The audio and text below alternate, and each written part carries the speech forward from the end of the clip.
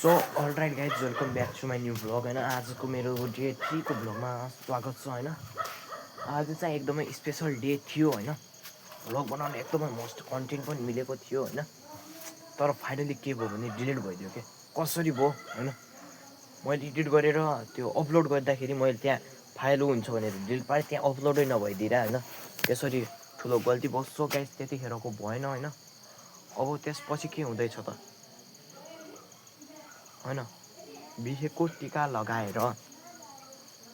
So guys अब म सुरु गर्दैछु लास्टसम्म हेरेर। सो गाइज हजुरआमा चाहिँ बसिरहेको छन् होइन। मिठाईको डब्बा देखेँ, त्यहाँ मिठाई, त्यसपछि ग्वाम तक पऱ्यो। मिठाई भनेपछि त फेरि मुखमा राल नै आइहाल्छ। त्यसपछि अर्को पिस पनि खाएँ। अनि गाइज मिठाई चपाउँदै बाहिरतिर गएको त मम्मी मास्क लगाएर बसेँ। मम्मी त्यहाँ खाना पकाउँदै। सेल हेर्नु न, सेल कस्तो पकाएको छ। यहाँनिर रस्यो होइन, यी साइडमा बाख्रो गोठ।